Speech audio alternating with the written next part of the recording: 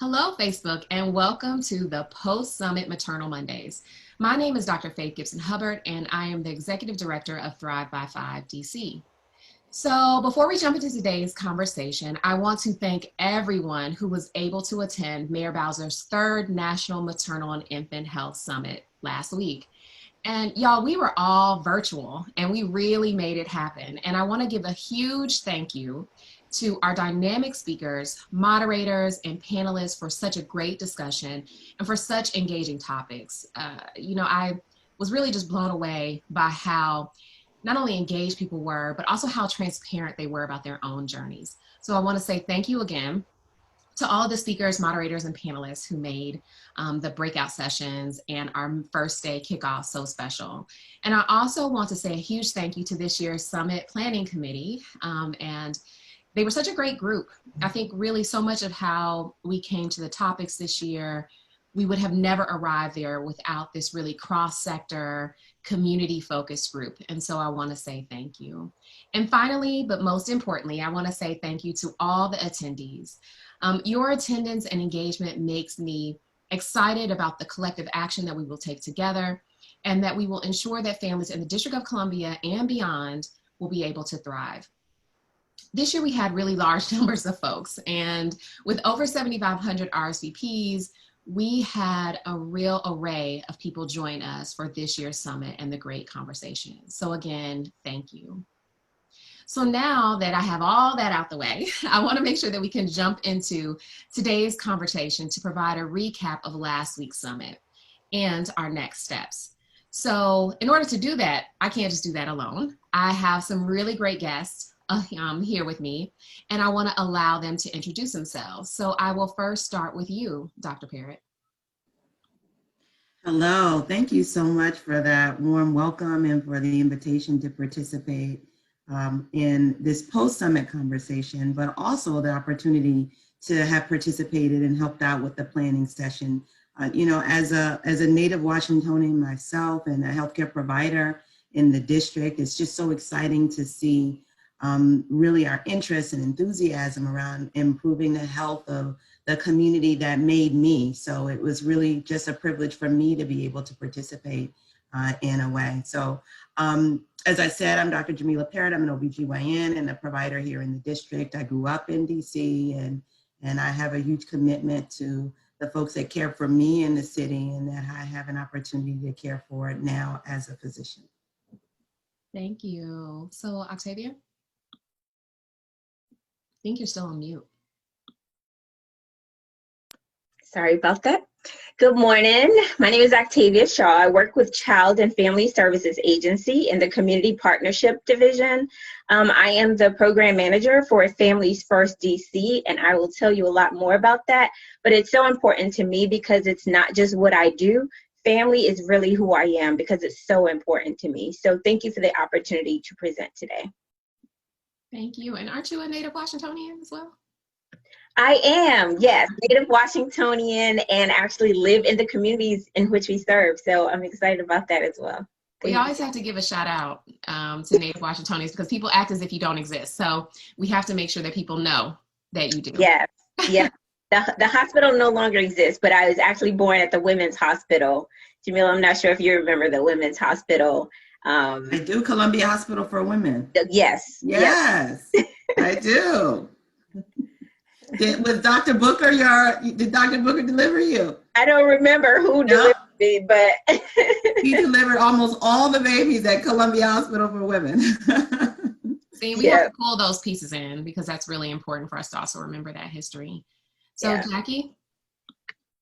Yes, buenos dias a todas. Good morning to all of you.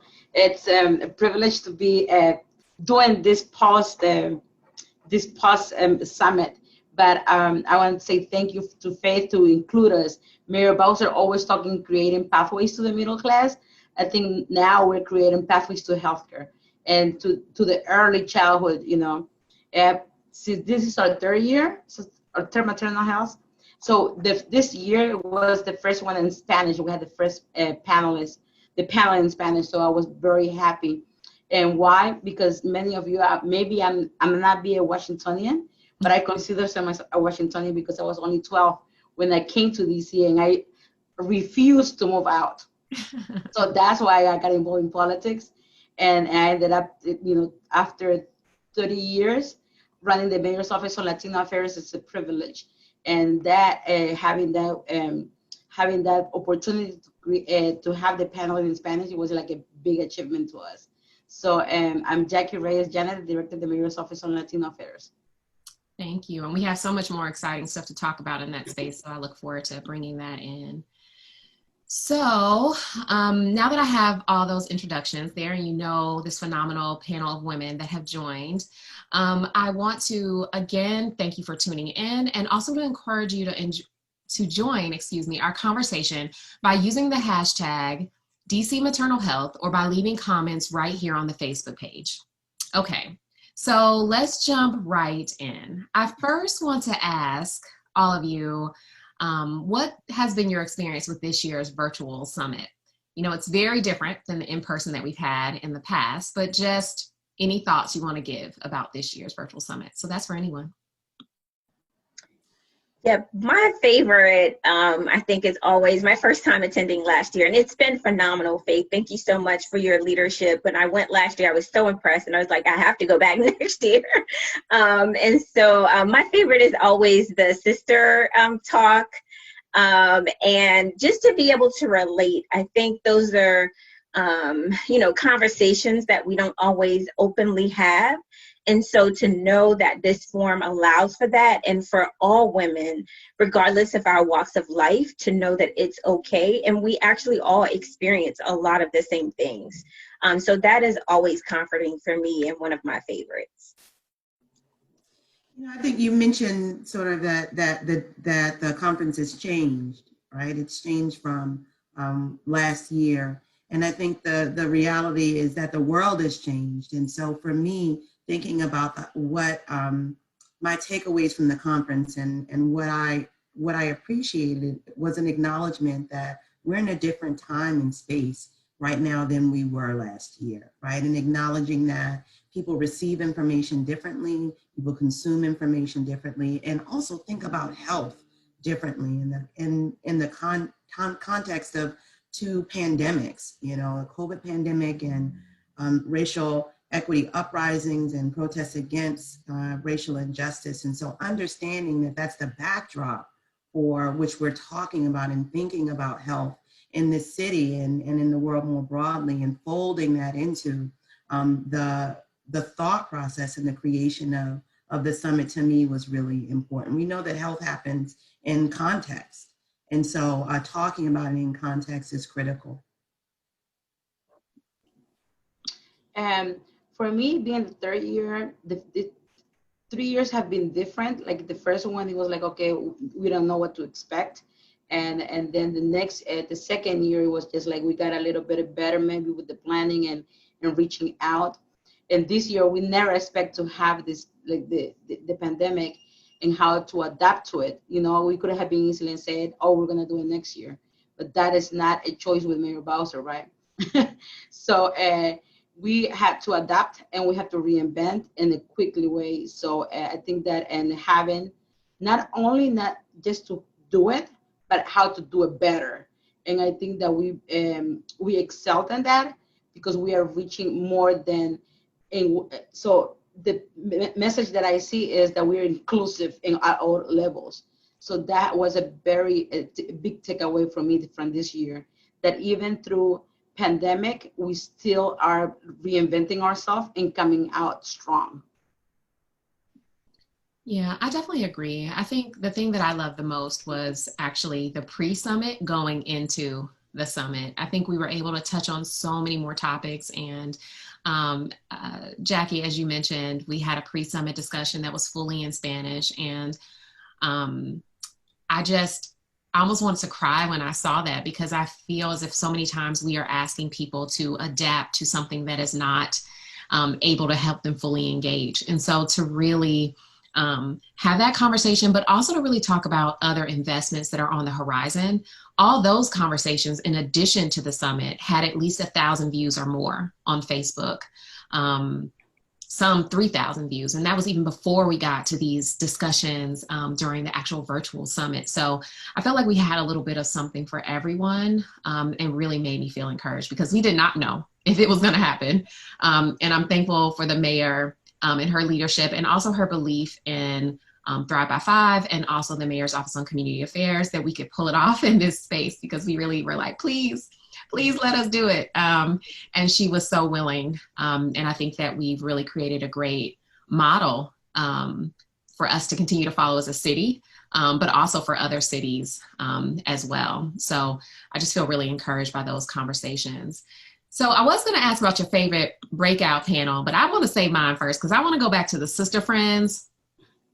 I was crying and texting my girlfriends, like, thank you so much for being, who you are in my life. And that was really a great panel, because it also included something that we haven't done in the past, which is this acknowledgement that sometimes women want to have babies and they can't. And that's a journey within itself. And I thought the real transparency of the moderator to talk about her own journey, and even to talk about loss, which had not fully been discussed before, I thought was great, because sometimes people don't see themselves reflected in conversations when we say maternal health. And that also goes for fathers. So I have to say the fatherhood ones that I've seen too, these men have been hitting it out the park. And I know my husband, if you can get him engaged, then you've really done something. So those would have to be my two favorite. What about you, ladies? I love that, just to sort of follow that thread a little bit about the broad way we think about parenting. And so really framing what we mean by maternal and child health in a more inclusive way, understanding that families look all kinds of ways. And so to make room for that in the public space, in parenting partnerships and grandparents that are raising children, knowing that mothering looks very different in different families and different communities, and acknowledging how important that is in the lives of our children and in our community more broadly. I'd love to see that as well. And I think that, the question around and the conversation around infertility in our community is so important, right? Particularly because it's something that's not often discussed when we're talking about Black and Brown people. There are inherent assumptions about the hyperfertility of women of color and Black women and Latinx folks in general, right? And so there's no room for conversations around infertility, but it's also something that that we deal with. So really pushing back on those narratives about who we are and what we need and what's important to us really makes room for understanding the importance of the full spectrum of sexual and reproductive health in our lives. And so I loved to see that too. Yeah. Yep, those actually were my two favorites. I'm sorry. And particularly the one with the women, the sisters, just the transparency, and the connectivity, like the girlfriend kind of talk, because we need that, and we realize like how much we really need each other. And this time has definitely shown that even more, like how critical those connections are to our well-being, really, to our mental health, and to our overall well-being. So those are actually my two favorite, but especially the women one. And of course, my favorite was the one in Spanish, but being the first time that it was happening, but the post, the reaching out after that, the panelists, the panel was people not knowing we have Mary Center, we have a Latin America Youth Center, and what are the services that they're doing. It was that first step, and now that is leading to another great things that we're going to have like 1 week of going into deepen in. But my other it was yesterday, they were talking about grandparents and grandmothers, and I'm like, oh my God, that's up my alley, because I'm a brand new grandmother. And you were just like what you were saying, Faith, it's just like, hey, how personal it can get. Like, I'm going through that right now. So I was just listening, and it was so, it's like, the new norm. So I'm like working and having like a podcast, like you put it on the phone, and I was just like, wow, I got so many tips like going on being a grandmother. And that is being part, like you said, is like the whole atmospheres that we have of parenting and being mothers too, because I'm not my daughter is 21 and is still in that age that sometimes I have to fill in as a mom and as a grandma. But where do I cut up where do I stop being a mom, or where to stop being a grandma, you know? So that was very helpful, even to my own personal level. Absolutely. The only other thing that I just want to lift up too that I really enjoyed was the young parents panel. And I know maybe Octavia is going to talk about this in a few minutes, but I think that was just so critical, right? Often we are thinking about building policies and legislation around specific communities, and their voices are missing, right? So to have young people talk about what it means to be a young parent seems commonsensical, but often is overlooked. And so I think that was just wonderful to be able to hear their voices and to talk about the things that are important to them too. So that I just really didn't want to miss mentioning that either. And talk about transparency. When I saw that young father talk about the issues around mental health, yep. He's a recent college grad who went through college with a child, but whether you do that or not, talking about mental health in Black and Brown communities is almost a non-starter. And to see a young man do that was really moving, because we know that parenting is hard and life is hard. And so I just remember sitting there in that moment, and one of my colleagues texted and said, wow, I mean, that really takes real courage to do that. And also to hear about the barriers that have been interjected into these young parents' lives, which are things that we have to continue to be critical of ourselves around how we have perpetuated that. And so I thought it was some real good, insightful things that should make us come back to the table with those parents to redesign some of the things that we thought might have been working, because it was clear, especially with the young moms panel that went forward, that they weren't working quite as we thought. So Dr. Parrott, I want to come to you and just talk about, as your perspective as a practitioner, and all that you know about reproductive health and maternal health, and just all the different things that communities are saying they need, not only in the area of maternal health, but just in general. What are some things that you think we could take away from this summit from a practitioner perspective? You know, it's probably not what I should be saying, but I'm going to say it anyway. I think the greatest takeaway is that, you know, it's not the specific point of care with me as a doctor that makes up the whole picture. It's so much bigger than that when we're talking about health. Yes, it's important to have access to doctors and nurses and advanced practice clinicians, and those things are important.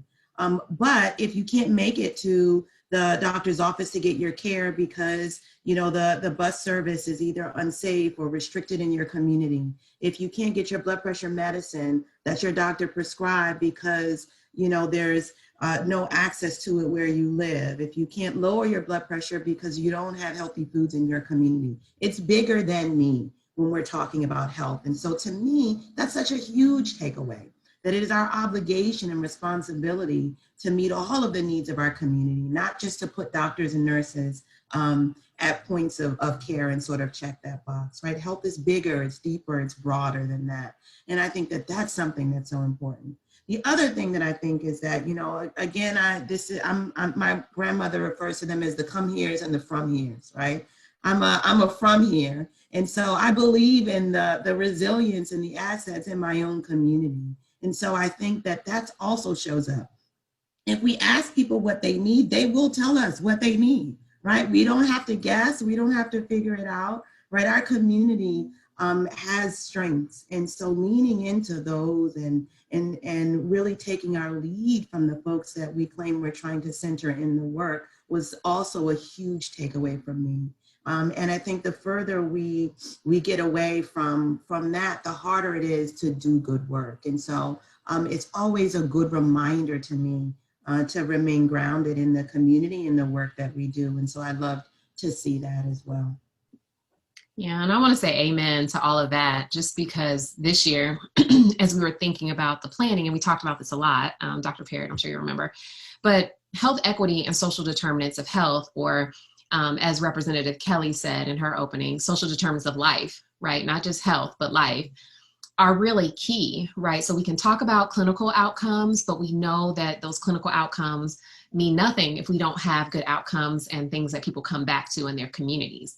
So I think that's really what I hear you touching upon also, Dr. Parrott, is, what are all these things that connect to the quality of care that we know you will give to your patients, right? But when they go back into their communities, what are those things? Which is why I love so much the diversity of conversations. I mean, even this year, we offered the very first continuing education credits through the Department of Behavioral Health for their perinatal health workers. And so we're expanding in the topics that are offered, but we're also doubling down in areas where we know these social determinants of life are really necessary for us to examine in order to have greater outcomes.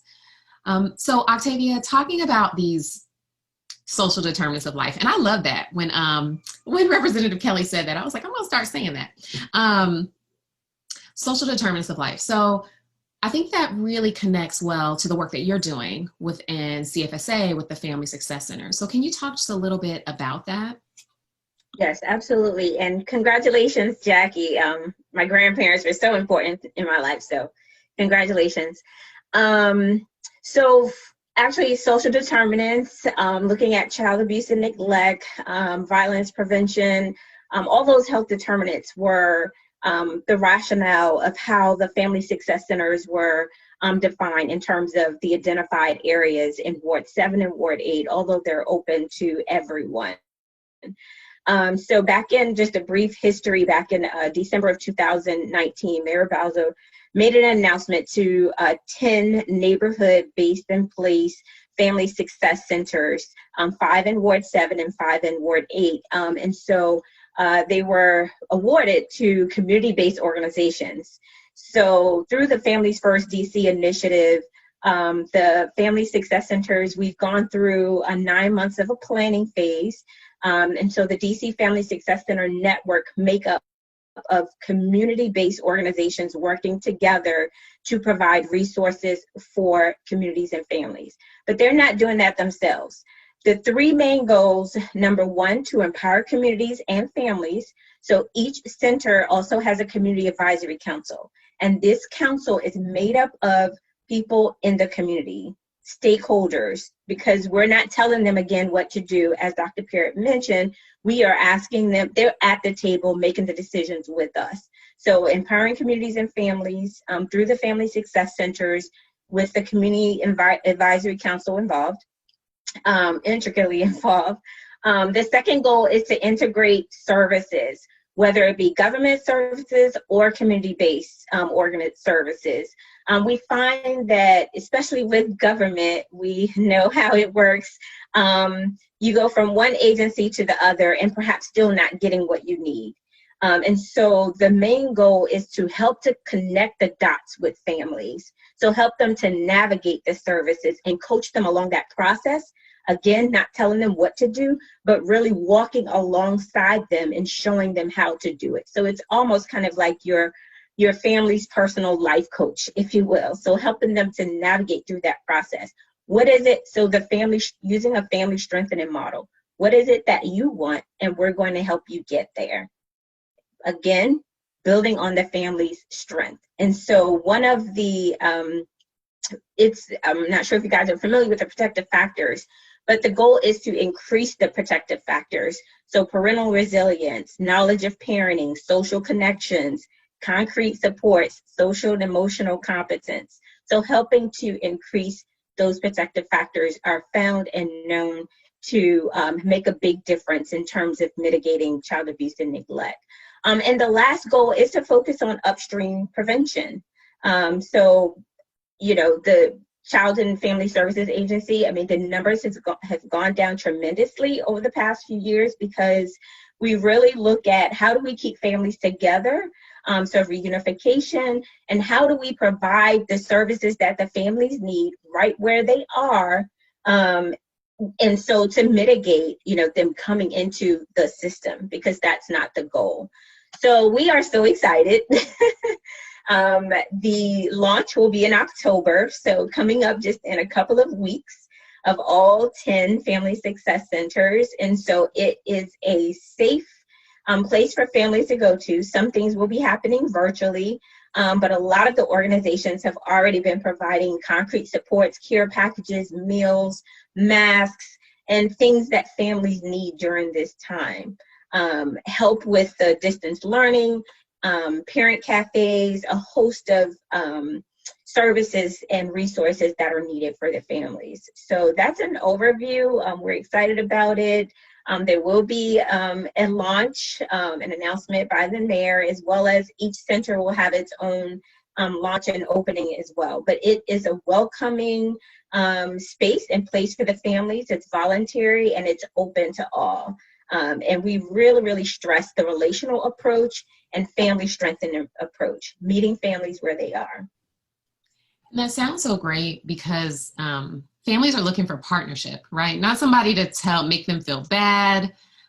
Because trust me, if people were here in my home during this learning at home and having my 2-year-old at home as well, there will be a lot of judgment, I'm sure. So parents are not looking for judgment, but real partnership. And I think the other good thing about your partnership is that the organizations that have been selected as grantees are people who the community already knows.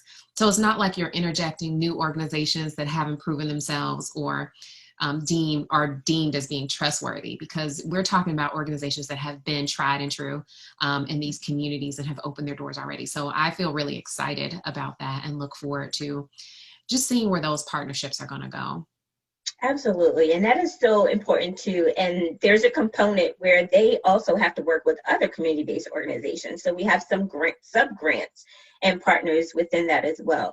And it's the awesome thing about the network also is that we're not duplicating services and repeating what's already happening, but collaborating and working together. So I love that aspect and that component as well. How do we bring it all together?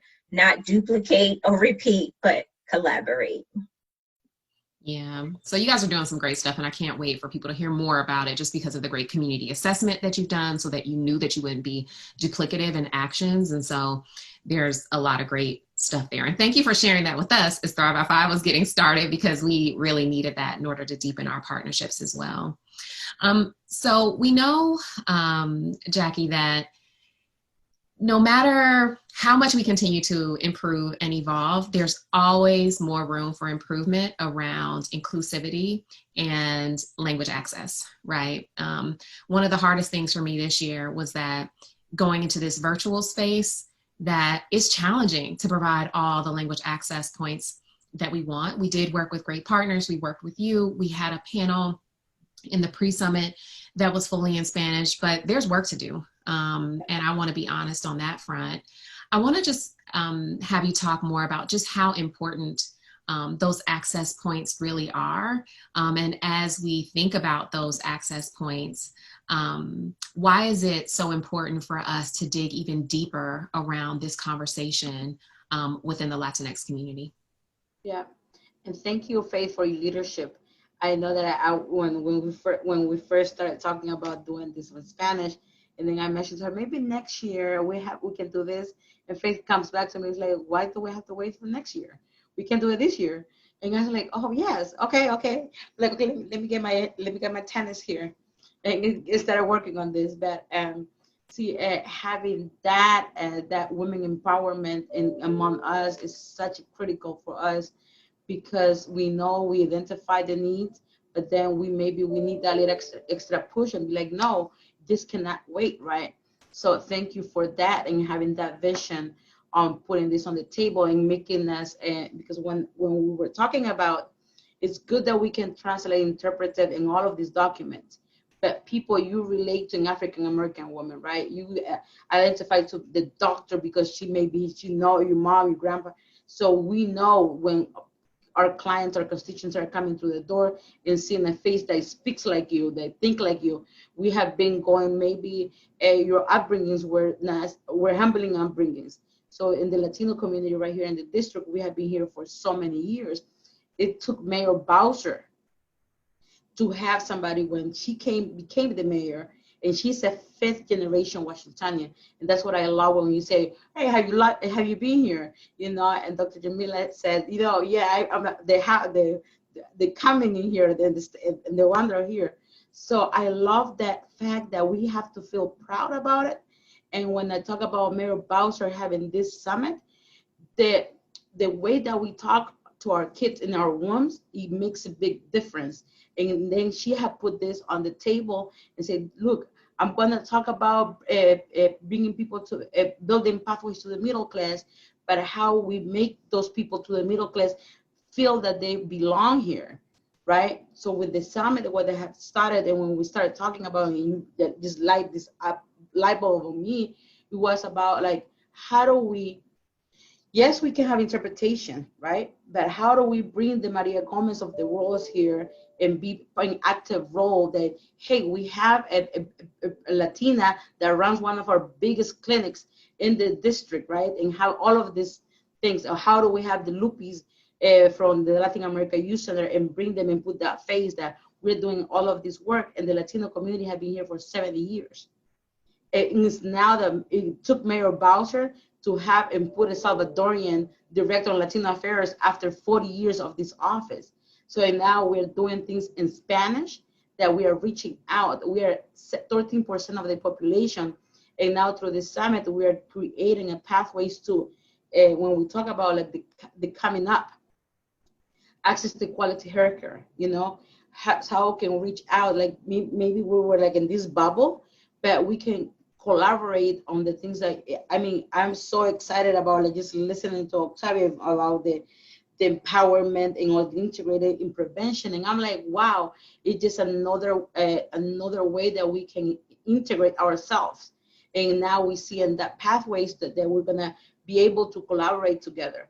So I'm very excited about this and having this, just to have that being at the table, and not just being at the table, but bringing the menu, right? Like, you know, we have also, we're bringing this is the qualities, the services that we have, and then we're going to pitch in. So I'm very, very excited about what's coming up. So talking about what's coming up, we know we just kicked off Hispanic Heritage Month.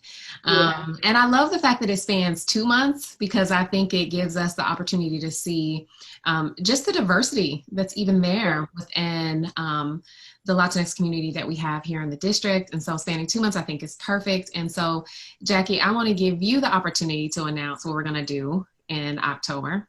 Yeah, so we're going to have we only didn't have one panel in Spanish, and we'll Latina panelists, but we're going to have a week now in October, so we're going to have to wait till next year. So we will have access to quality care. So that would be one panel, young moms and barriers that they have experienced. Mental health, we talk about mental health all the time. Health challenges within the community, and that came after. And we read the post covering this, that Latina moms they go into prenatal care and sometimes into the second trimester of their pregnancy. So it was just like, you know, having that, bringing it up. I'm like, wow, how did that happen? But it's happening. The COVID-19, how we're dealing with the COVID-19. This is a very big one and very dear to my heart. Children with special needs. Mm-hmm. Right now, it's just like being a mom, not knowing. We have a lot of Latinos that are special needs, and moms are home and not knowing what to do with them.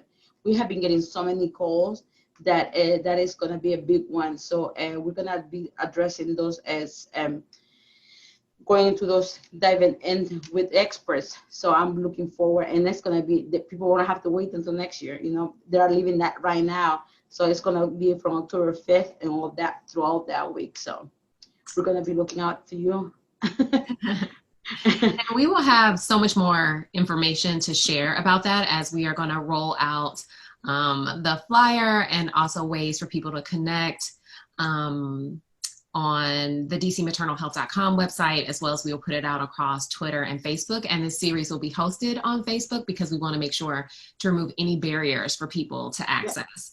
And so we're really excited. And I think it also sets the bar higher, right, for next year when we come back, that maybe we should have a whole entire thread throughout the summit next year, because if you don't speak Spanish, then you better come ready for your interpretation to the session that we have coming up in October, and I'm just really so excited. And I also want to just thank you ladies for joining. I know we went a little bit longer today, but I appreciate everyone for hanging on with us. So on behalf of Mayor Bowser, I want to thank you all for being a part of this conversation. And I want to thank you three lovely ladies for joining me for this conversation and for making it so special. And not just for making this conversation so special, but really for making the work that we do in Thrive by Five and with the summit possible, because without your partnership, it wouldn't be possible. We wouldn't have gotten to the conversations that we've had. And so I want to say thank you to each of you. And so while the summit might be over, the district's focus and commitment and investments in this space around maternal and infant health and healthy moms, healthy babies, healthy families continues. And as Director Reyes mentioned, we are officially launching during Hispanic Heritage Month a full week of discussions in maternal and infant health in Spanish, October 5th through the 9th. So it'll be a week-long series that will talk about maternal health in the Latinx community and so many other topics that were mentioned. So again, you can visit dcmaternalhealth.com to get that information. And we hope that you will continue to stay connected with us here on the Mom Health DC Facebook page and on Twitter, and also visit again, dcmaternalhealth.com for a multitude of resources in this space. So again, on behalf of Mayor Bowser, I want to thank you for tuning in to today's conversation and for being partners with us in this work.